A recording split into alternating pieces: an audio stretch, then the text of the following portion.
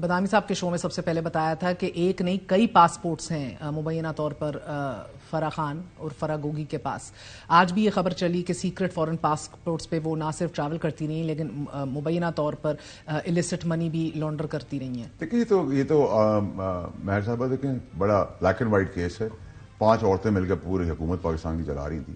5 عورتیں؟ 5 عورتیں. کون کون؟ 5 عورتیں تو اب آپ کو ڈھونڈنا ہوگا اور آپ مجھ سے پوچھیں گی تو میں کہوں گا یہ صحیح نام ہے نہیں. 5 عورتیں اور چیئرمین صاحب جو تھے وہ اندھے ہو کے بیٹھے ہوئے تھے. ان کو نظر نہیں آ رہا تھا کہ وہ کیا ہو رہا ہے کیا نہیں ہو رہا. ہم جا کے بتا بھی 2 عورتیں تو اس کے اندر 5 عورتیں ساری وہ بھی ایک ہی لڑی کا حصہ ہیں. اور نام بتائیے نا. دیکھیں میرے صاحب میں ہمیشہ یہ کہتا ہوں کسی بھی انسان کا بیک گراؤنڈ, اس کا ماضی, اس کا جھوٹ, اس کا فریب, اس کا کیریکٹر, اس کے جھوٹے سچی باتیں, قرآن, حدیثیں اور گندگی اور ضلالت پہ مبنی جو چیزیں اور بے حسی اور بے شرمی جن میں ہو, کوئی بھی انسان ہو چاہے وہ انسان آدمی ہو یا عورت ہو, اس کو بھولنا نہیں چاہیے. اس کو ہمیشہ سامنے رکھ کے آگے فیصلے کرنے چاہیے. تو جس کا ماضی داغدار ہے وہ جھوٹے فریب بےایمانی کے 3 عورتیں اور کون ہیں دیگر؟ وہ تو آپ کو ڈھونڈنے کا کام ہے نا. آپ انویسٹیگیٹو جرنلسٹ ہیں. میں آپ کو بتا دوں گا اگر آپ نہیں بتا دیں. ویسے بتا دیں. نہیں میں چاہتا ہوں تھوڑی اور اتنا آپ کو لگ رہا ہے ابھی مزید محنت درکار ہے اس کام کے اوپر. میری طرف سے تو آئی ایم آلویز ریڈی. مگر 3 اور عورتیں وہ صوبائی لیول پہ تھیں یا وفاقی لیول پہ تھیں؟ دیکھیے پس پردہ تھیں یا پولیٹیکل آفس ہولڈرز تھے؟ پس پردہ تھی. دیکھیے میرے ساتھ پرابلم یہ ہے کہ ابھی جو آج کیس اٹھا ہے فرح صاحبہ کا جو بھی ہے یہ پاسپورٹ کا, یہ تو بدامی صاحب کے شعبے میں نے بتایا انہوں نے انٹریاں کس طرح کی, ایگزٹ کس طرح کی, جھوٹے ٹھپے لگے, کس ملک میں گئے, کہاں سے گئے. تو ہمارا ملک سو رہا تھا. اور یہ بھی تو پوچھیں کہ فرح کو نکالنے والا کون ہے؟ کون تھا؟ وہی تھا جو خاص تھا اور جو جس کے لیے بھاگ دوڑ تھی چیز بنانے کی. یہ تو انڈرسٹوڈ چیز ہے نا. یہ سارا ایک نیٹ ورک ہے. جن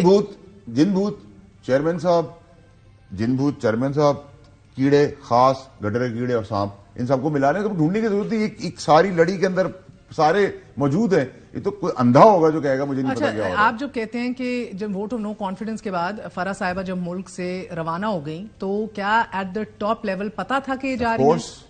ٹاپ لیول پتا تھا. خان صاحب ان کمیونیکیشن تھے, فیسیلیٹیٹ کیا گیا.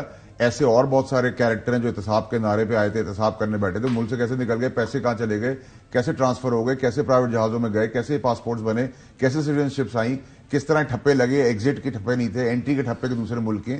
یہ سب کیا ایسی ہو رہا تھا؟ تو خان صاحب کو بھی معلوم تھا. اور پھر آپ نے کہا کہ جو چیف بننا چاہتا تھا, کیونکہ علیم خان صاحب نے ابھی حال ہی میں جلسے میں بھی کہا ہے کہ جنرل فیض صاحب چیف بننا چاہتے تھے, تو ان کو بھی معلوم تھا 100%. دیکھیں یہ بغیر گٹھ جوڑ کے مشینری اگر آپ کے ساتھ نہ ہو, پرائم منسٹر آپ کے ساتھ نہ ہو, یہ ایسے تباہی چل رہی تھی, ایسے میدان خالی تھا, کسی کے باپ کا راج ہے, میں اور آپ کر سکتے ہیں. باجوہ صاحب کو بھی پتا تھا.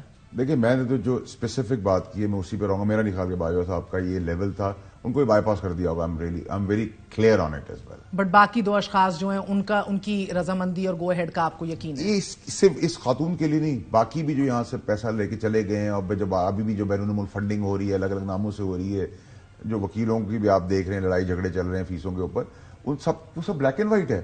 مطلب کسی اندھا ہے جو دیکھ نہیں سکتا اس ملک میں, اور اس ملک میں سارے ہیں اندھے ہی, کیونکہ اس ملک میں انصاف اور قانون کی بالادستی نہیں ہے. اور جسٹ بیکاز